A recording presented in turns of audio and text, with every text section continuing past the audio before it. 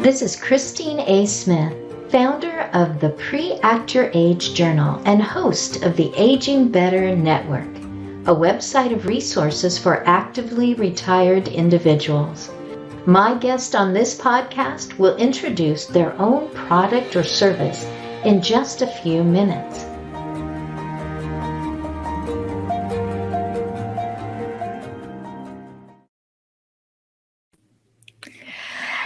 Hello, blessing. Thank you so much, Barbara. You have carved out this moment for not just me, but everyone who will ever see this. Thank you so much. Thank you for inviting me. I am so grateful. I know your office is so busy.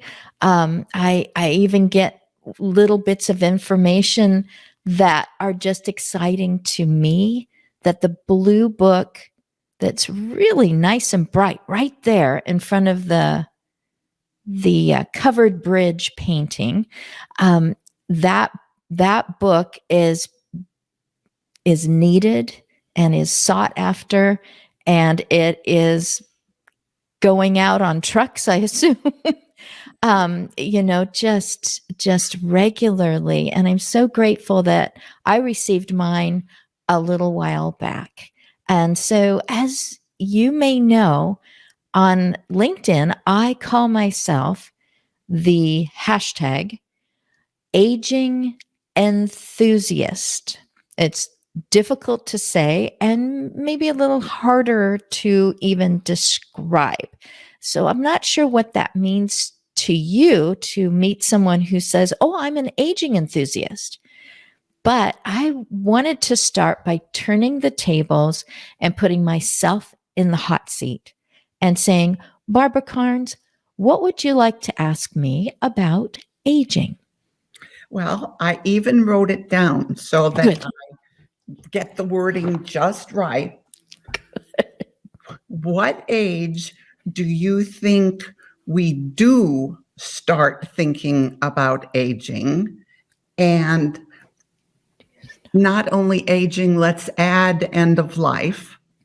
And at what age should we? So Ooh. do we, and when really should? And should. Ooh, and end of life.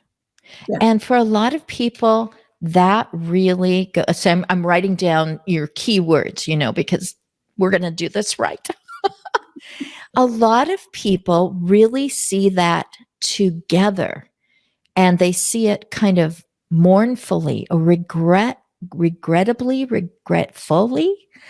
that if I start to say, "Hey, I'm aging.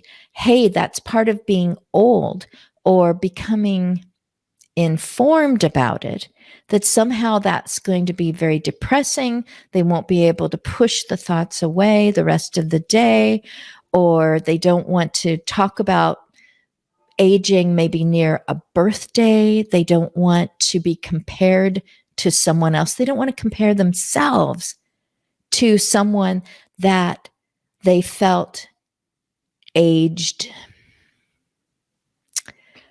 badly, that they were maybe hard to listen to. It just seemed to be a lot of complaining, or always referring to themselves. "Well, I'm too old. Don't even ask me because you know how old I am," or something, that sort of a thing. So I'm going to turn it around to the positive. So you asked, what age do I, or does a person start to think about aging and end of life? You might agree with this, that it's usually when someone close to them who was full of life and suddenly takes a turn, there's that question of, is this next for me? They've maybe lost a peer.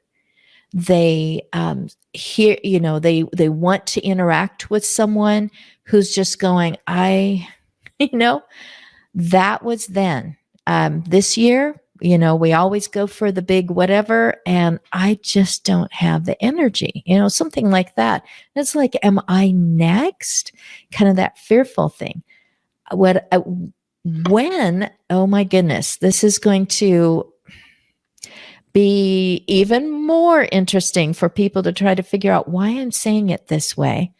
But I believe that people should start thinking about their aging and thinking about their own aging and their own end of life. I think that it should be normal to talk about it, just as you would be planning your college years, your vacation, everything else. It's like, is there something that I should be doing right now in my new relationship that has something to do with when we are older? Because I'm seeing this as a commitment relationship that is going to go on through life.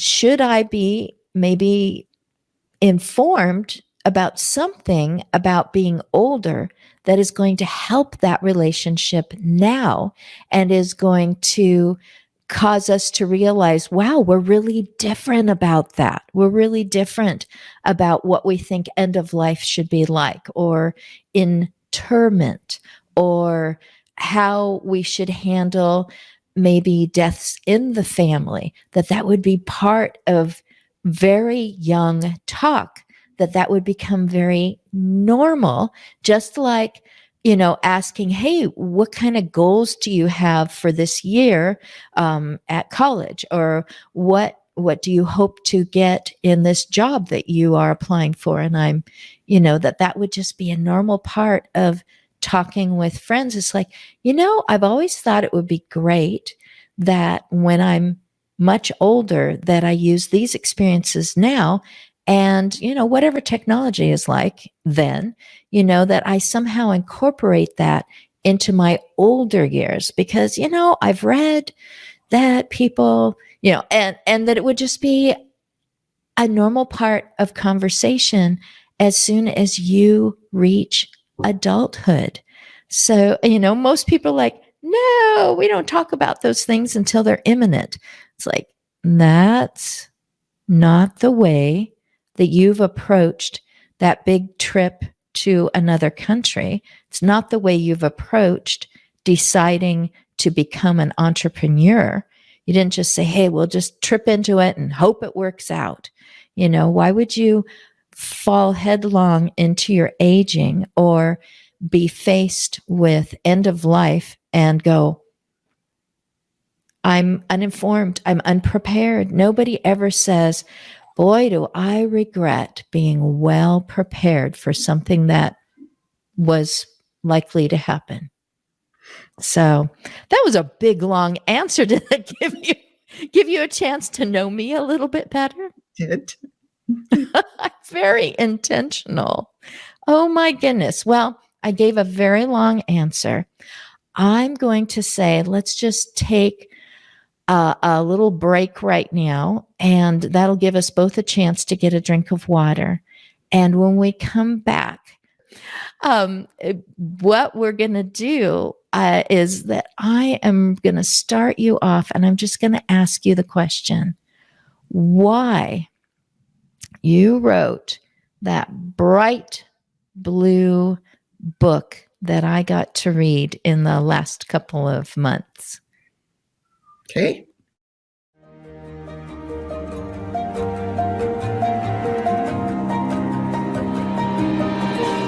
The PreAct Your Age journal guides you to pre-plan for the emotional and relational impacts of growing older. Practice navigating one aspect of aging at a time with PreAct Your Age. While your mind is clear, your emotions are calm, and your relationships are deep.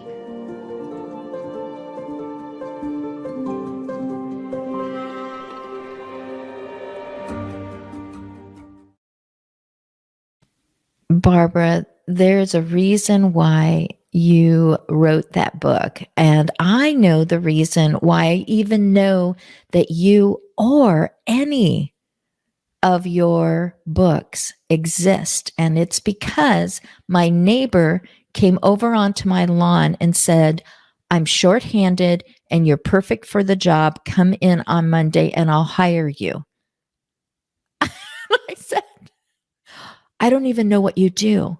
And she said, well, I'm in charge of people who do in-home caregiving for in private residences. And I said, I've never done that. I've been a classroom teacher. I've been a mom. I've been a volunteer, but I've never done in-home caregiving. And her response was, oh, I've seen you with our neighbors. You're the right kind of person. And I am so grateful for that moment and for that neighbor, because it has really changed the course of this, what I call the third of my life. So I'm going to ask you, why did you write that book that I have seen in people's homes before I even knew your name? I was a primary hospice nurse for 5 years before I got into administration. So during those 5, I'm going to back up. We've got time. Let me just back up. I graduated from nursing school in 1962 and thought, oh my gosh, I made a huge mistake. Should have never been a nurse. I should have been a social worker. So I raised a family, did interior decorating, and never worked. In the 70s, Elizabeth Kubler-Ross came forward and said, Americans are not taking care of their dying. They're putting them in the end of the hall room, and then they don't see them again till they're dead. And Dame Cicely Saunders in England at that same time came forward and said, for people that can't be fixed, let's deal with quality and not quantity of life. And she developed hospice. And I said to myself, that's interesting. That's something I can do. And so through a set of divine order circumstances, I became a hospice nurse. Part of what we did was we were on call. And so the goblins always come out at 3:00 in the morning. It's never 9 to 5, it's 3:00. So I was on call and I'm sitting in the living room with a family. Mom is in the bedroom and mom is dying. She's not actively dying. She's in what I would call labor. Yes. And so got her settled and I'm with the family and I'm explaining what mom's doing, that it's normal. This is how people die. Nothing bad is happening. It's scary and it's sad. One of the daughters was taking notes. And I thought, oh, what is wrong with this picture? She should not be having to take notes. That weekend, and this is before computers, this is in 1985, I think, yellow legal pad, sat on my sofa, and I wrote what I wanted a family to know, because people don't die like they do in the movies. And yet, because we have no role models, or the movies are our only role model, when we watch and are there with someone who's dying, we think something pathological is happening. We think mom's doing something she's not supposed to be doing because she's not doing it like the movie did it. All right. So that weekend, I wrote what I wanted a family to know about how people naturally die from disease or old age. Yeah. 5th grade level, no medical ease, no medical words at all. And yet I wanted it to be gentle, because this was a hard read. To read and look and see that your loved one's doing all the things in this booklet and know that the end result is that mom will die. It had to be gentle in addition to being short, because family members are the ones that are going to read that book. I wrote a book for someone that is diagnosed with a life-threatening illness. That's a different book. But the blue one is really for families. And so I wanted them to know what's normal. And that's where that blue book came from. And then it took on a life of its own as far as people finding it. And now, 30 million copies or something like that are out there. So it kind of took on a life of its own. You talked about, and I have read or watched you before in just recent years, because my caregiving experience must have started. I'm looking at that I'm remembering the face of my daughter. So I'm thinking probably closer now to 10 years ago when I was hired on my front lawn for a job I didn't know. And here is a situation where I'm being called in, goblins at night. This is going to be a long, it went from, a person walking in to brush their teeth to very different. I believe you would call it active dying. And so everyone's scrambling just to have a caregiver there rather than just checking in, 2 hours, getting some cleaning done and things like that. And so that was my longest shift, nothing compared to what other people have done. It was 15 hours. I was happy to do it. The other person that had been there was exhausted. I was so glad to relieve that person who was an employee that I had not met before. And they were absolutely emotionally wrung out. I did get to meet them later under lighter circumstances and understood them so much better. But at that moment, they were just done. And this was not one of the family members. And I came in and a family member said they were the right person to come in and be here for these last many hours. I believe you are the right person to be here now. So now I just want to cry. I've already seen this person brushing their teeth and now they are actively dying. And I'm just giving a slight vignette. I would never want to cross any privacy lines. And just the privilege, you call it a sacred moment, just the privilege of hearing the whispers and having someone say something and laugh and almost feel like I shouldn't be laughing right now. And it's just all part of it. And what you have written is not, hey, this was what you shouldn't have done. What you've written is, this is what you can expect. This is normal. And I'm so grateful that you've done this. And I talked to you before we started recording and I said, I feel very relaxed because I am reading one of Barbara's books. And I'm thinking back to being by the side of one of my own relatives and what I saw there. And I'm flipping through the pages going, I wonder if that was normal. I wonder if that is something that it should have happened, or, knowing other people talking about those tender moments.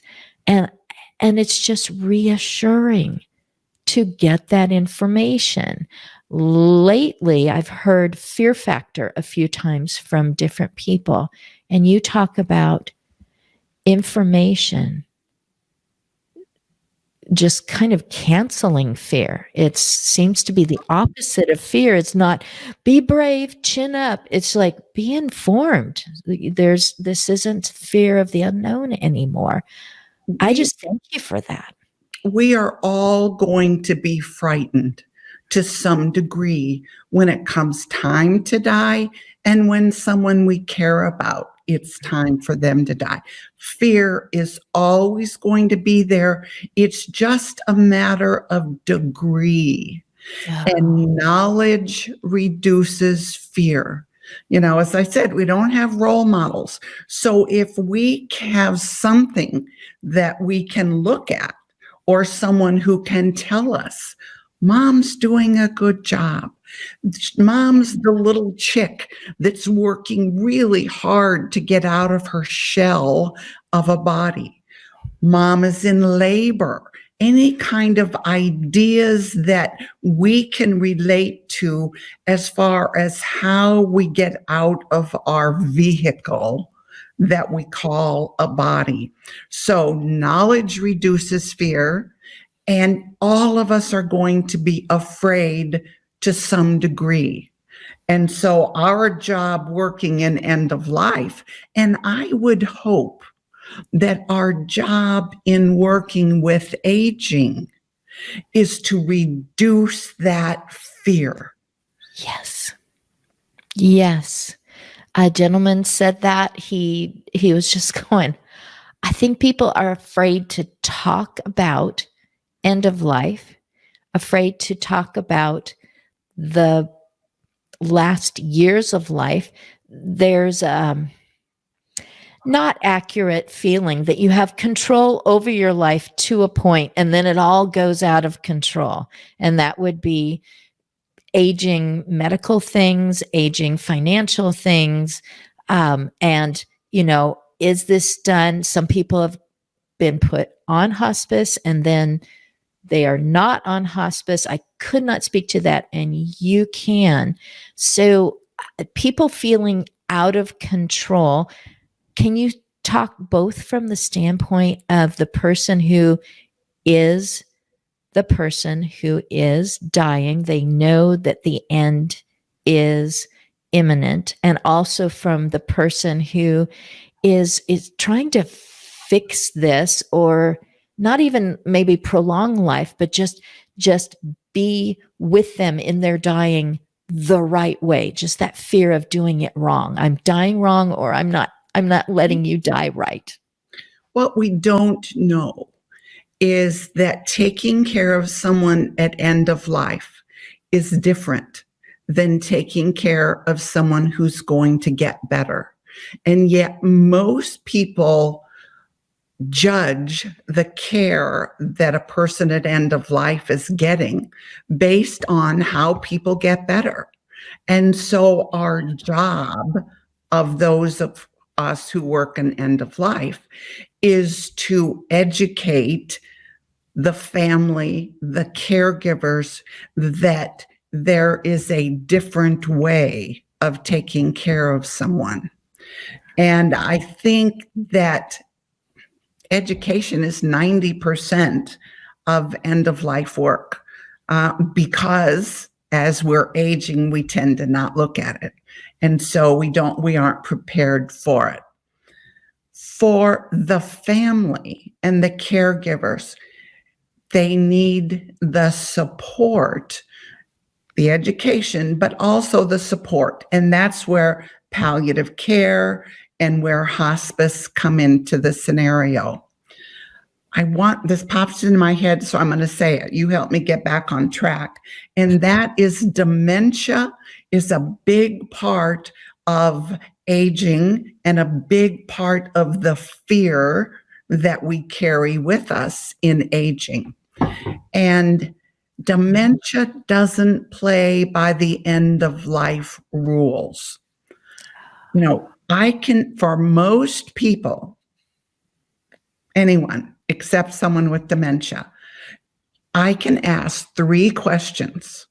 I don't even have to know a diagnosis, but I can ask 3 questions and I can pretty well tell if a person has entered the dying process, if they have months, weeks, days, or hours to live, because there are dynamics to dying from disease and old age. And so those dynamics involve food, sleep, and social ability.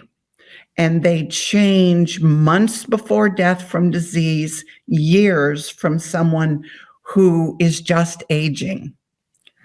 Dementia, because it doesn't play by the rules, a person can be sleeping 24/7 for years. A person can be withdrawn and not having any social skills for years. So those are the things that I look for that tell me if a person has entered the dying process. It's eating. Eating is the third thing. And when a person with dementia starts choking, forgets how to swallow, is holding the food in their mouth, when eating becomes an issue, then they will enter the dying process. Always, always offer food. Watch out for choking. Always offer. But there is a point in this dying process where we don't force a person to eat, because food's the gas we put in the car. And if the body's preparing to die, it doesn't want the energy that food brings. So those are the three things. Now, I got totally off track, so you can get me on track. This is great. I'm hearing everything you're saying, and we keep talking about education and information.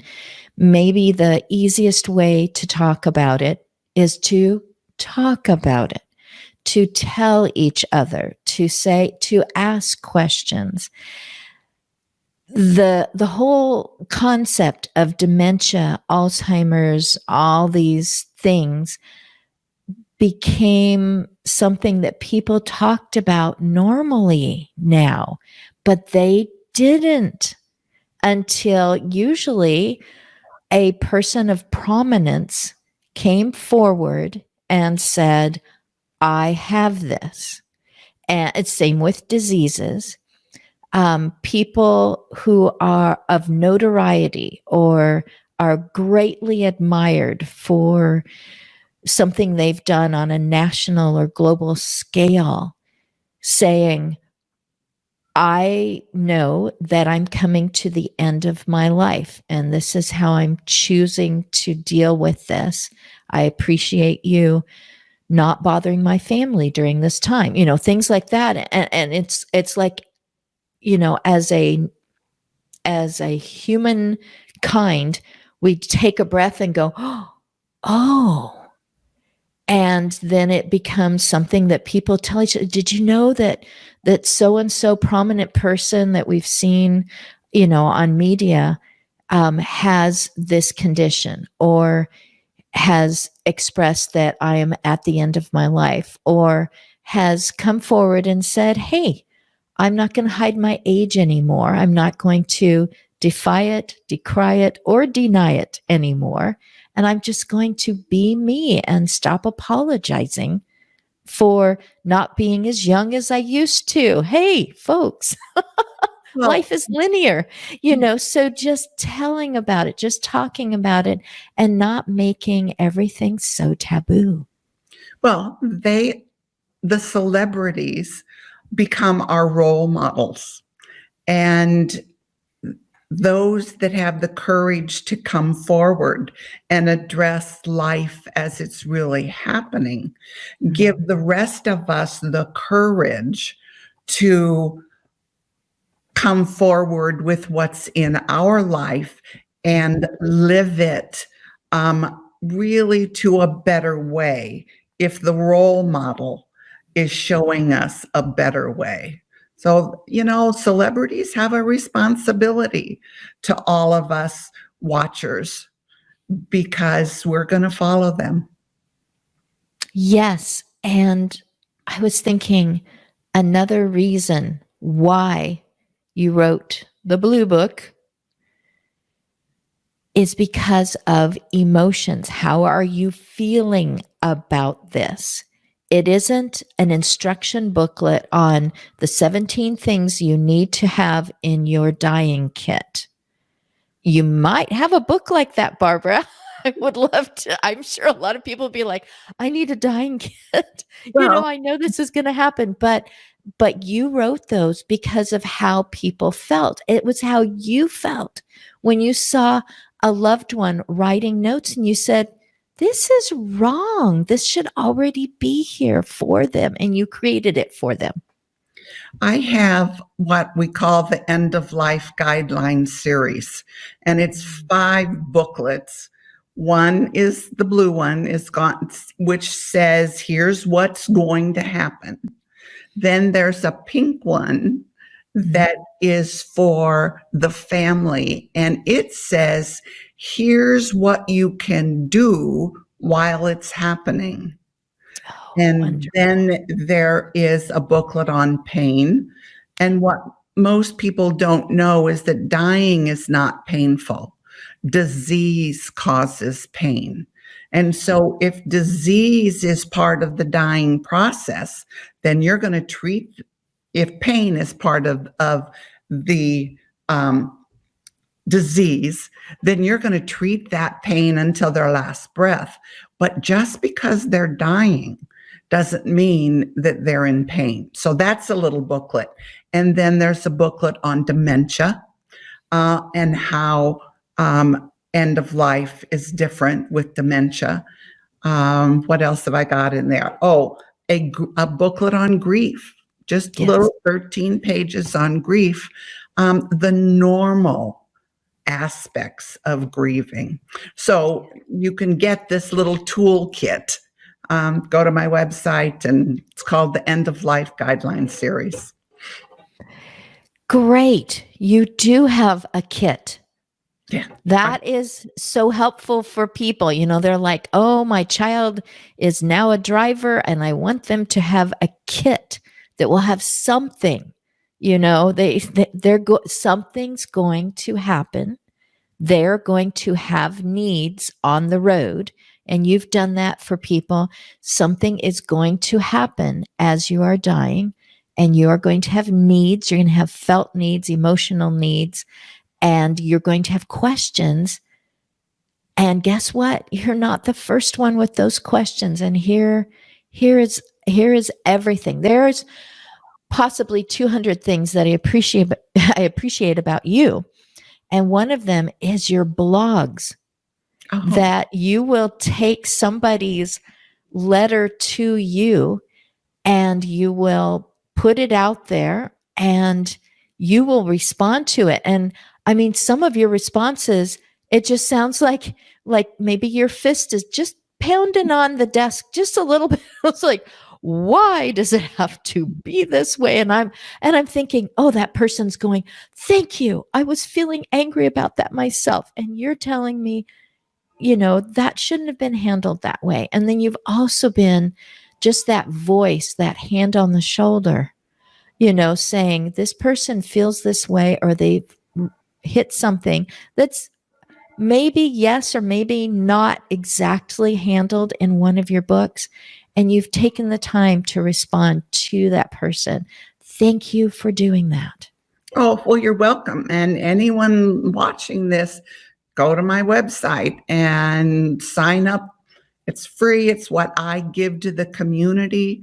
So I write a weekly blog, and out it goes in an email. So, and when you say go to your website, so you are Barbara Karnes, BK, and then I think there's a B and a K at the end of book, so it's BK Books.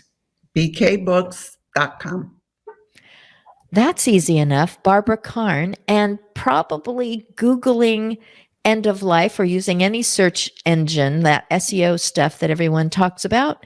Yeah. Probably end of life or the dying process, any of those phrases that you would come up with, there you would be. Yeah. So I have something that I want to tell you about, but you just drew a breath. So I want you to say that part too. I will not forget it. No, go ahead. I was just thinking. You were just, okay. So this is what happened. I know of a group called Daughterhood Circle, and it's not a business. It is just gatherings of people who are usually often daughters of parents who are aging, and some of the people keep coming back together on Zoom or in person after that parent is gone, and they're still having emotions, they're still having feelings. And it's just, there's something about gathering together and hearing others speak. And so here's one lady on the screen. There's another person who used to be in California, and now she is in South America somewhere. She's on the screen. People are all over, a bunch of people from Canada. I'm just going, hey, I'm just sitting in. I just wanted to hear about things. I've been a caregiver, letting them know I'm not just lurking. And one of the gals goes, okay, so the doctor said hospice is probably what we're going for, and I just don't know anything. And another person goes, what was that book? What it was called something, and it's blue, and my hands are just flying down to my laptop, and I'm putting it in the chat column. And so I interrupt. This is their time. I'm just a visitor for the first time. And I said, I've put it in the chat column. The leader looks over and she goes, okay, everyone, it's called bkbooks.com. That's what she's talking about. And I'm thrilled that I can help. And at the same time, I'm thinking, this person's been a caregiver for over 10 years. And no resource has ever come to them or anyone else on the screen except the one who was back visiting, just going, you know what? I'm having a hard time in my grief. Mm-hmm. And I just thought I'd get back together with you guys again. And she was trying to remember. And I just thought, oh my goodness, how many billboards does this need to be on? And that is why I said at the very beginning, this just needs to be normal stuff. Clear back to, graduating from high school. And it's just like, oh, did you take that class on aging? Oh yeah. But I thought I did so well in that. And I thought it would be an easy grade. So I took the end of life class too as my elective.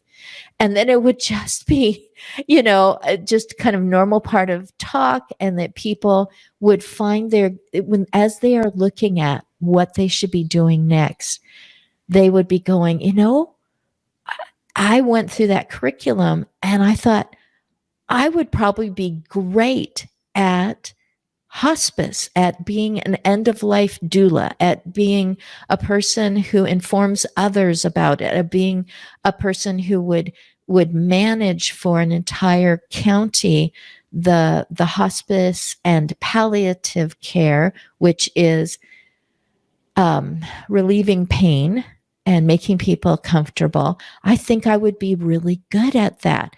And that would be just as much as of talk as, I think I'd be really great at creating software. And, my teacher said, boy, I can really see an ability in you. You probably will be in charge of this, or you would be an excellent worker because of your abilities. And someone else would say, your compassion is amazing. You understand. I saw you on that field trip. You're the perfect person for that. And that what you experienced, saying, I've got all this training as a nurse, but I don't know that that's where I should put it. And me being hired on my front lawn because she's seen me with my neighbors, how I act with my neighbors, people would discover so much sooner how to be a wonderful caregiving or end of life come alongside person, either as their employment or as their volunteer position, or even in their own family, that they would be an informed, calm voice going, wait a minute, I know about this. I've heard of this before. We're not the first ones going through this. There's resources. There's something. And Barbara, go. Yeah. This is part of life's tools. Yes. End of life knowledge is that knowledge you put in your tool bag and you carry it with you through life. I used to go to the high schools in Kansas City and give, a 1-hour class. Not enough, but it was better than nothing. Right. But I viewed it as I'm giving them life tools. Mm-hmm. Death is part, and dying is very much a part of life. It's a part of living. And so as we're preparing our young people to be adults, they need that knowledge also. And it's an area where we're kind of slim right now. Yes. And it is inaccurate to think they're too young. They shouldn't be saddled or burdened with this. If I'm having trouble dealing with aspects of aging or facing the loss of people, that doesn't mean that person isn't well equipped. It's available for them to become well equipped. It reduces fear. It is information. It happens all the time. It is happening in the movies, but not the way that it's going to happen in your home or the home that you are going into. But it is wrong to think that that young people are not impacted by aging or death, because you find out in later years, someone says, I was there. I actually saw this happening. I didn't know what to think of that. I did the best that I could. I saw my friend and their parent had died at I'll say an age that high school parents are generally more long-lived, but they saw their friend, their parent had died or had a terminal illness, and to know I can reach out in this way. I can say something to this person who's just going to their locker, closing the door and walking like a robot to their next class. I know how to come alongside. I have something for that. It's as wonderful as a person who's learned sign language and is working at a restaurant and they see someone signing and they're like, I know this. I can actually ask them if they want more ranch dressing with sign language, and the excitement to be able to help and to be compassionate and to have those tools right there in their tool belt at a single moment. So I get excited about the possibility of young people being better informed about a big chunk of life and not just saying, nope, they're too young. So I appreciate that question you asked me too. When should you start thinking about being old? And we don't have to think about being old or even the dying process as being something that you avoid until you have to face it. It's like, wouldn't you rather face it better? Because some of those heroes, we're talking about people of notoriety, some of those heroes have been like my uncle, and the way that he handled making his choices before he ended up with a sickness that was going to end in death, and how he even said to my cousin, it won't be long now. How he was so ready and how he helped all of us to be okay with that timing. Just those words, I feel like it won't be long now. I still admire him. I think about him. I remember those moments. I was so glad I was able to arrive before he had his last breath,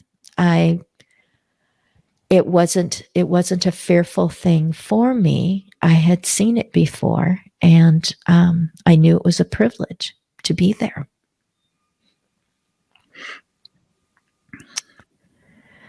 So, Barbara, I am so grateful. I would love for you to say what's available at your website before we finish up. Okay. bkbooks.com. Mhm. I have the blogs. I have booklets. I have DVDs. I have a 29-minute DVD called New Rules for End of Life Care that addresses the dynamics of dying I think, in a beautiful way. I have, you just have to go to bkbooks.com. All of my materials are there. Pull up all the podcasts that I do. You can pull up all the blogs. You have a question, go to the search bar and put in morphine or put in food.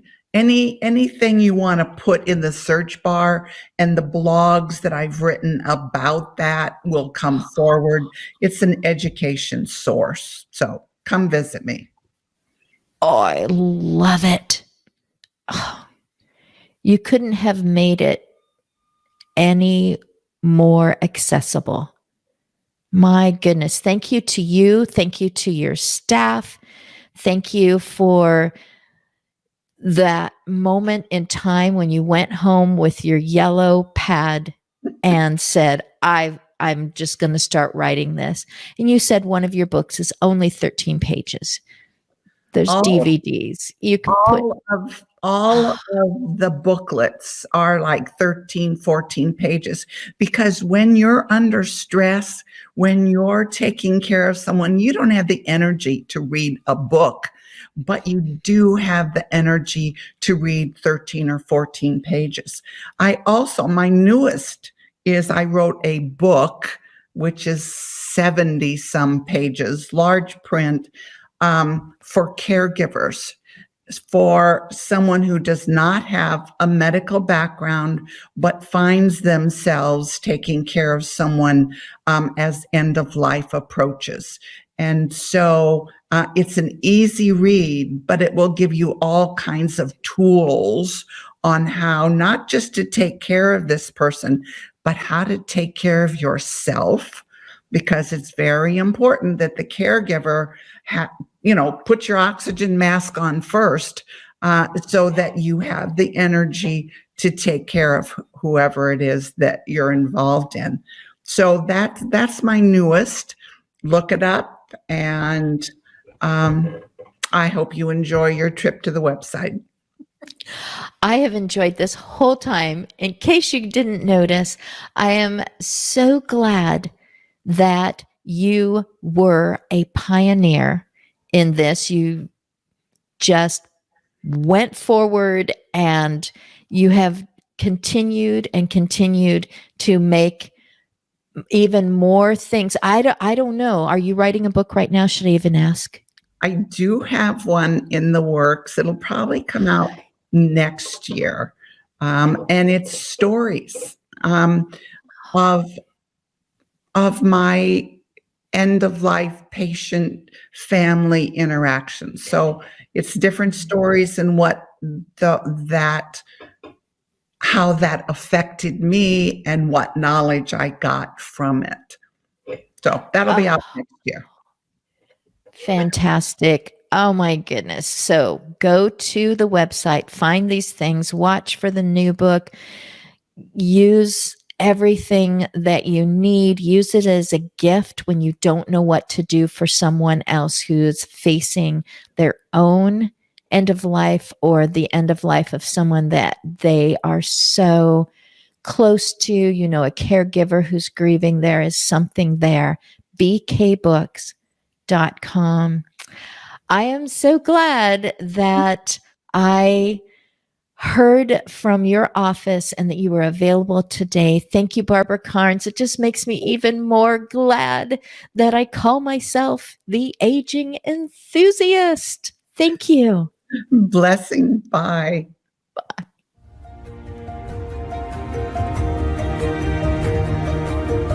Please visit my guest. You'll find their link in the show notes. I'm glad you listened in on our conversation as we both navigated one aspect of aging at a time on this PreAct Your Age podcast.